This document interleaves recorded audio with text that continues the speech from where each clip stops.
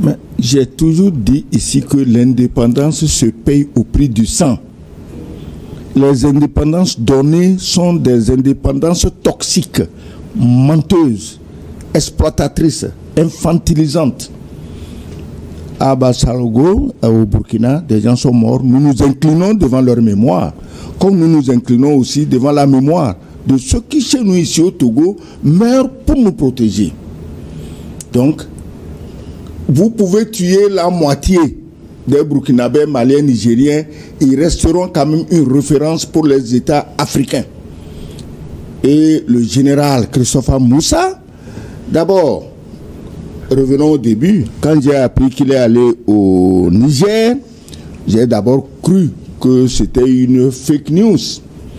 Mais je me rends compte en fait que les gens commencent à se réveiller. Christopher Moussa à Niamey, c'est une question de bon sens.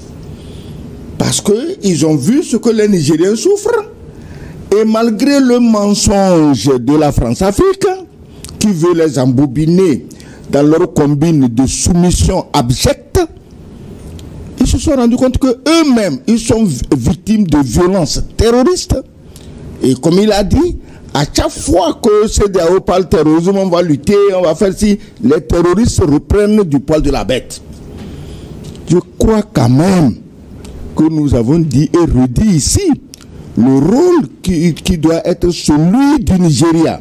Le Nigeria, ce n'est pas n'importe qui. 930 000 km², plus de 200 millions d'habitants, mais quel pays d'Europe occidentale aujourd'hui peut tenir face à une telle puissance? Mais on se retrouve avec des gens qui viennent, qui sont assis là-bas, et n'importe quel petit ministron atterri de telle ou telle capitale européenne, il vient, on lui déroule le tapis rouge, on se soumet à lui, on se courbe, on lèche ses bottes, et on est prêt à aller tuer son frère au Niger pour faire plaisir à un petit blanc. Je crois que le Nigeria s'est réveillé. Mais ce qui m'a le plus surpris, Gilles, c'est pas que Christopher Moussa aille à Niamey. C'est quand j'ai lu les déclarations de la ministre sénégalaise des Affaires étrangères qui était à Moscou, dans l'entrée du diable, selon certains. Parce qu'aujourd'hui, le problème que nos pays ont, suffit de dire bonjour à quelqu'un de Moscou et tu es le diable. Tu es anti-ceci, anti-cela, anti-qui, anti-quoi. Mais je me rends compte que la ministre sénégalaise des Affaires étrangères sera à Moscou. Elle est reçue par son collègue Sergueï Lavrov. Elle tient un discours, mais on croyait que c'est Abdoulaye Diop qui parle. Ou bien c'est de Tambela, le premier ministre burkinabé qui parlait. Elle dit quoi? Renforcer la coopération. Et la Russie est déjà engagée à la construction d'une usine de montage de camions Kamaz. C'est une marque russe, c'est du robuste.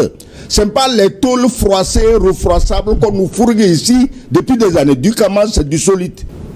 Mais j'ai toujours dit ici que l'indépendance se paye au prix du sang.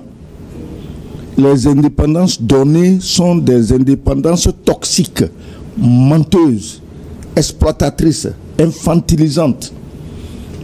À Bassalogo, au Burkina, des gens sont morts. Nous nous inclinons devant leur mémoire, comme nous nous inclinons aussi devant la mémoire de ceux qui, chez nous ici au Togo, meurent pour nous protéger.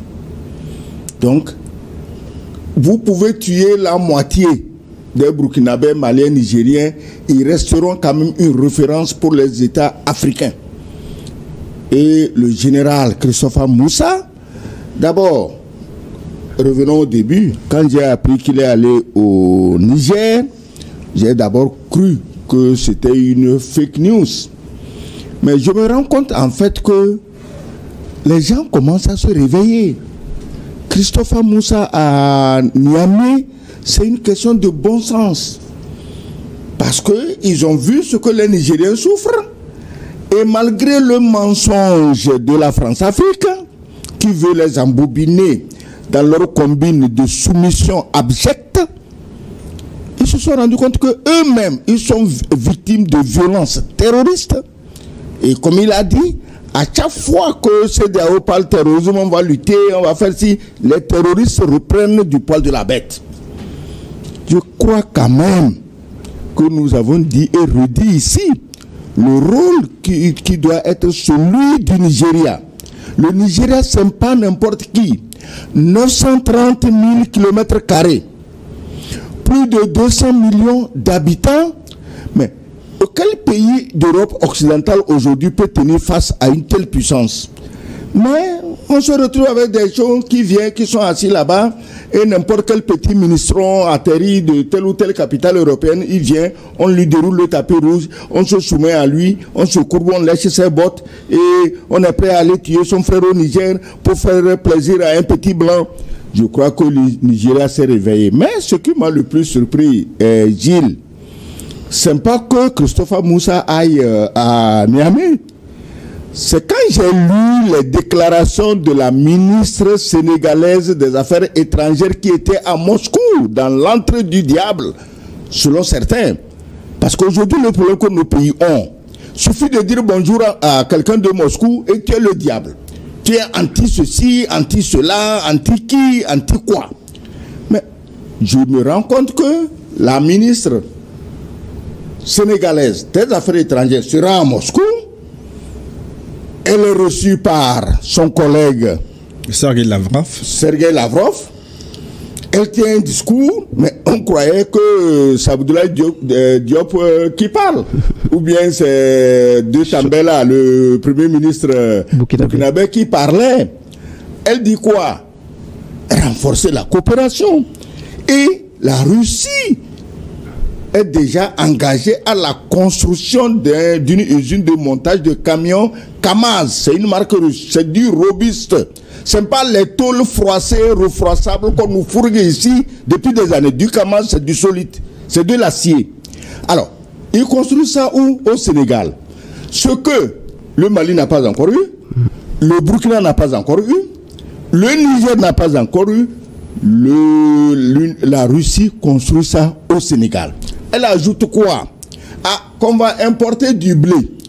Mais parce que avant tout, il faut manger avant de pérorer sur les soi-disant démocratie, les soi-disant droits de l'homme, les soi-disant libertés d'expression qu'on a complètement assassiné, tué dans les pays occidentaux. Je ne veux pas encore anticiper sur l'arrestation honteuse, criminelle du patron de Telegram. Voilà comment on a tué la liberté d'expression qu'on vient nous recenser ici. Et les Africains, nous sommes tellement naïfs que nous ne comprenons pas que la liberté d'expression n'est utile que si elle sert la cause de celui qui la professe.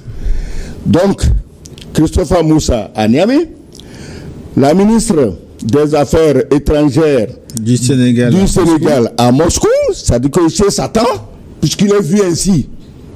Le pauvre Poutine, aujourd'hui l'homme le plus puissant du monde, l'homme le plus honnête du monde. Le seul, quand il dit je te fais ceci comme aide, il le fait. Il y a des aides que dans certains pays nous attendons, des promesses nous attendons depuis 60 ans. On ne les a pas vues. Lui, quand il dit j'amène du blé au Burkina, en Centrafrique et ailleurs, il amène. Quand il dit j'amène les engrais, il amène. Si ça se passait comme ça avec nos partenaires d'hier, nos pays ne seraient pas tombés dans la misère à tel point que on convertit nos enfants, nos jeunes à l'homosexualité avant qu'ils ne trouvent à manger. Donc on voit que cette misère qui nous est imposée a été faite à décès. Alors, j'oublie aussi un élément. Il y a un autre discours, je crois que tu ne l'as pas écouté. C'est celui de notre propre ministre des Affaires étrangères, Robert Doucet, à Salvador de Bahia. C'est où Salvador de Bahia? Mais c'est le cœur des Noirs, des Africains au Brésil. Et qu'est-ce qu'il a dit? Mais la même chose que Diop dit, la même chose que Kokola Maïga dit, la même chose que Tembela dit, la même chose que tous ceux qui ont vomi le colonialisme disent. N'en déplaise à tous les petits oiseaux larbins payés pour trahir leur pays, pour organiser des troubles, on va faire ci, on va faire ça. La vérité va triompher et nous sommes heureux de voir qu'aujourd'hui, le Nigeria, le pays le plus puissant d'Afrique, a emboîté le pas au bon sens. Parce que quand tu vas à Niamey, mais tu es dans l'antichambre de Moscou, il faut le dire, il faut appeler les choses par leur nom. La Russie a dit, Niamey, Ouaga, Bamako, eh ben, c'est mes partenaires, c'est lui qui les touche. Il m'a touché. Quand je vois les gens là, hein, tu dis, tu fais indépendance, tu vas demander les vieilles machines de ton colonisateur pour venir faire défiler, pour imposer, tu impressionnes qui? Ces appareils-là serviraient juste à des chasseurs de perdrix. Ça n'impressionne personne, ça c'est pas des armes. On sait où on trouve les armes pour faire la guerre. Nous regardons bien ce qui se passe. En Ukraine, on dit, char Abrams intouchable, on les a canardés. Char Challenger intouchable, bigim canardé, et puis les Russes, bon, ils sont corrects, hein. Ils les ont pris, ils les ont rassemblés, ils ont appelé la population, bon, venez voir à quoi ressemble leur char invincible. Et pour terroriser, entre griffes, la planète, il y aurait des avions F-16 qui font des miracles. Il suffit qu'ils arrivent, et le petit drogué, qui a d'ailleurs actuellement, il semble qu'il a besoin d'une séance de désintoxication à Kiev. Alors, il est là, tu le vois, il marche comme ça. On dit F-16 est là, il marche comme ça. Mais maintenant, F-16 arrive, on croyait qu'au bout de 2 jours, on a pris Moscou, mais on ne prend pas Moscou, c'est le Donbass qui est en train de tomber avec Pokrovsk, et ils vont s'amuser à Kursk. Mais comment un homme, un Ukrainien normal dans sa tête, ne connaît pas l'histoire de Kursk, là où les nazis avaient plus de 6000 chars et 2 millions de combattants ont mordu la poussière devant les Russes. Et c'est là-bas, toi, un petit PD, il fait la danse des danseuses de ventre indiennes ou arabes, et il fait comme ça, comme ça. Et c'est toi qui crois que tu vas aller à Kursk et battre qui? Battre un ancien colonel du KGB. Mais quand même, soyez sérieux. Donc pour te dire que Christopher Moussa a fait ce que nous avons toujours souhaité. Que les Africains commencent à comprendre qu'on ne peut les respecter que si eux-mêmes s'entendent pour défendre leurs intérêts. Je ne sais pas qu'est-ce qu'il a conclu avec ses frères du Niger, mais sa simple présence là-bas vaut un coup de chapeau à son président, M. Tinubu, qui entre-temps, dépassé par la vieillesse et les intoxications des médias que vous connaissez, a cru qu'il faisait une très belle affaire. Et en suivant les moutons esclavagistes régionaux pour aller terroriser les pays du Sahel. Aujourd'hui, regarde la gifle que la France lui a donnée. On saisit un avion présidentiel du Nigeria. D'un État. D'un État. L'avion présidentiel du Nigeria, on le saisit comme s'il s'agissait de l'avion d'un trafiquant de drogue. On le saisit. Tout l'argent que ce pays-là, ces compagnies font au Nigeria, ils ont craché sur ça. Ils se disent, c'est des nègres, on peut les défier. Et on les a défiés. Christopher Moussa, mais moi, si j'ai un conseil à lui donner, mais il faut chercher les armes qu'il faut pour défendre ton pays, pour mettre tes Boko Haram payés par qui tu sais dehors. Toi et le Niger, vous êtes d'ailleurs un seul pays.